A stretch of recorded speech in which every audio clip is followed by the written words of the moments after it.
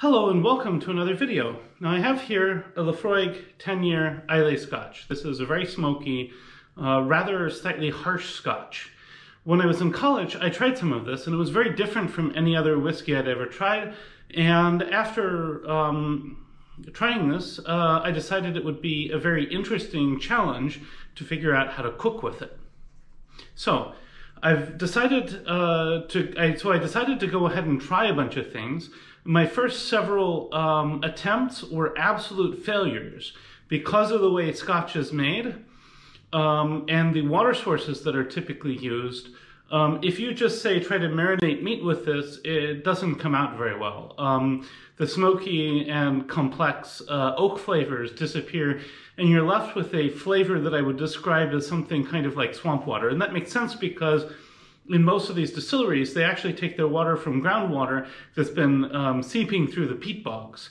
So some of the organic chemicals in that are still in the whiskey, and they help lend some of the depth to the whiskey, but they don't work so well if you try to use the whiskey as a primary flavor.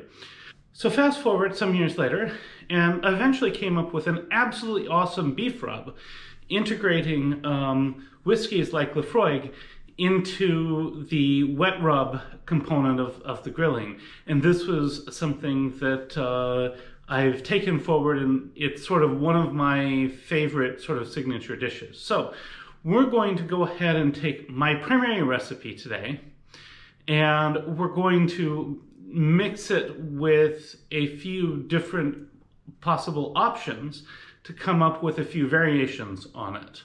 And then we'll do taste tests on the end of all these variations. So, I hope that you really enjoy this. This started out as a challenge to myself, but it's become one of my favorite sort of show-off dishes. So here you go. So the basic and my favorite classic recipe here is a smoky Scotch like Laphraoig, salt, black pepper, garlic, and lapsang souchong tea. Now, lapsang souchong is a very special black tea. This is tea that's once it's been fermented, it is dried over pine fires and effectively smoked, and this has an extremely smoky flavor. I typically describe a cup of lapsang souchong tea very much like drinking a campfire. So this is going to produce a very complex but kind of smoky wet rub for the meat. So to this, I'm going to make two major variations. On one variation, I'm going to try adding some ginger. I've never tried this before, but it has been suggested to me, and this would accentuate maybe the Chinese aspects of sort of the black tea rub. Which, by the way, Chinese do black tea rubs, and that's where the idea for this actually came from. The second one, I'm going to put in ancho chili peppers. Now, these are very mild chili, but they have a complex, rich, and smoky flavor to them, so they might go very well with this. And then finally, in the last variation, I will try both ginger and ancho. So we'll try the classic with just ginger, with just ancho, and then with all. A word on ingredients. I'm normally used to making this with a mortar and pestle. I suppose I could use the Indonesian mortar and pestle that I have, but that seems a little overkill and difficult to clean for this particular dish. So what I'm going to use instead is a flat bottom dish and a rock with a very slight curvature on one side. And this is a piece of limestone, so it's nice and soft. It's not going to damage the dishes and things like that. So if you don't have a mortar and pestle, you can find maybe a piece of limestone with these characteristics that's of a nice shape, and take it home and use it in your kitchen. So I'm going to start with my tea, and I'm going to crush it on the saucer here and grind it. And you'll immediately start to smell the smokiness of the tea. It's just the way it is. And then basically after that, I will add the chopped garlic. I've chopped 1 clove of garlic. And I will grind the chopped garlic into the tea. And then I will add the salt and pepper.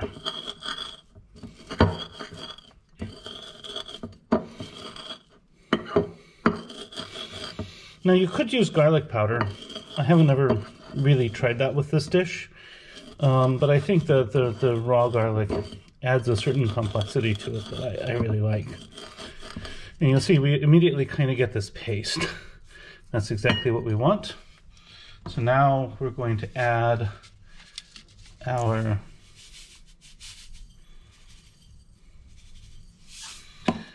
salt, and probably even a little more than that, and pepper.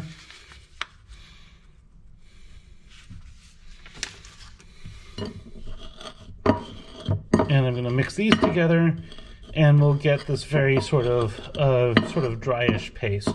Then I'm going to put that in a small bowl of some sort and moisten it further with whiskey.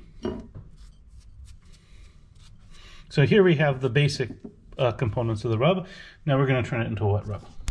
So from here I'm just going to drip in just a little bit of whiskey like that, and stir it up with my fingers until it kind of makes a nice moisture paste. Now keep in mind that the tea is going to absorb some of the liquid, and that's fine. One of the important aspects of this is that alcohol is a solvent, and so it's going to take all the flavor from these different pieces, and it's going to help them soak into the meat. So finally, from there, I'm going to take one of my trial pieces of meat, and I'm going to rub this on all sides.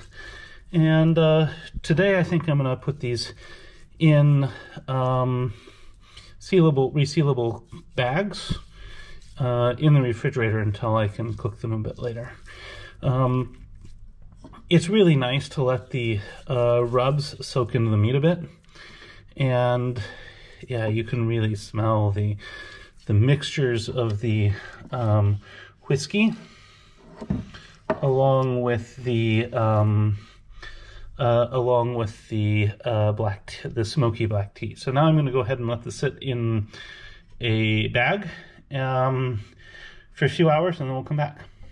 Now for the second batch, I'm going to take the same sort of paste before I add the whiskey, and I'm going to add some ginger, and now I add some whiskey. I stir it up, and I'll coat it on a piece of meat.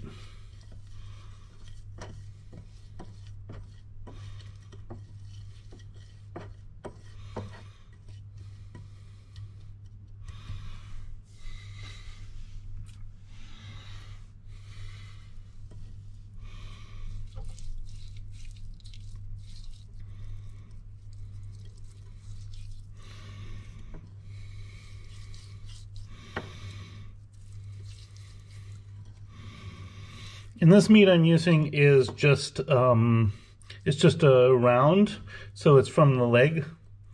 This is a meat that will be okay, but you probably don't want to cook it too well done, because then it will get dry, and you definitely don't want it thin and well done.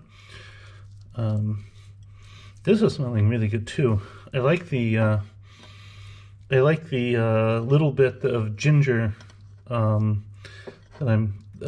smell that I'm getting off. So this will go in a bag, and then I'll come back with the one with ancho. So same with the ancho. A bit more than that, I think. And now let's moisten with whiskey and put on the next piece.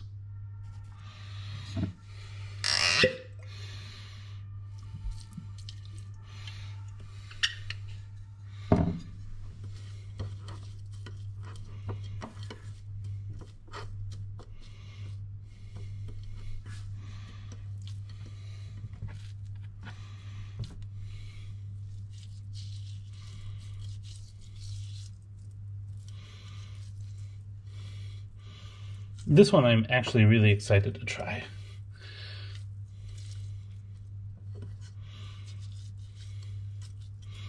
Ancho is one of the main flavors in Chile Colorado, which I assume you will have seen in one of my other videos. If not, check that video out. So beef and ancho chilies go together very, very, very well. And now for the fourth variation, which is the basic rub with ginger and with anchos.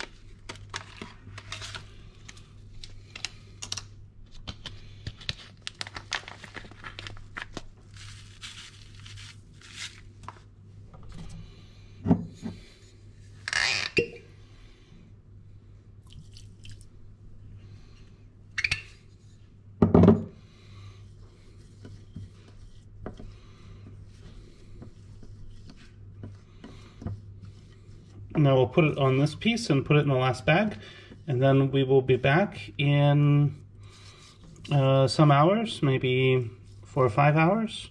So originally I'd planned to put these outside on the grill, but the weather's not cooperating, so we'll do them inside in the oven. This is the classic ginger, ancho, and ginger and ancho. And I'm going to put them in the oven with the grill and the fan running at 250 or 200. Yeah, we'll start with 200. And I'm going to broil them on each side, and once they're done, we'll be back and we'll do the taste test. So here we go. This is the classic. I'm going to go ahead and slice a couple little pieces off the end here. And I'll go ahead and put them on my tasting plate. Similarly, we're going to do this for the classic with ginger. Now I've apparently cooked this relatively all the way through, which will be okay, but normally I would try to cook it a bit less well done. And I'm just going to go ahead and do the same thing for all of them, and then we'll go ahead and do the taste test. And now for the taste test.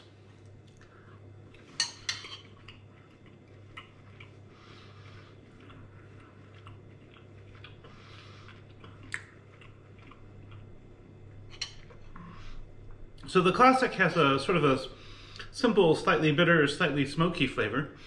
Bitter from the tea, smoky from the tea and the whiskey. It's still, I think, really, really good. I'm going to go ahead and try the next one, which will be the, this one is the one with ginger.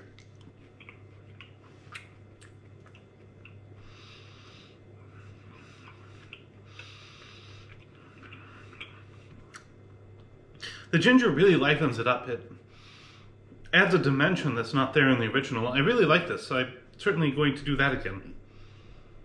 Now for the one with ancho.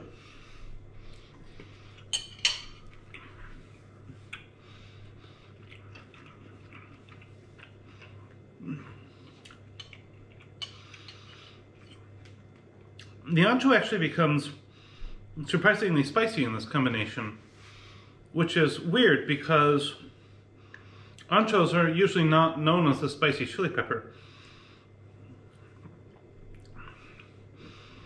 On the whole, the addition works, and I like it, but certainly not what I expected it to be. Now for the one with the ginger and the ancho.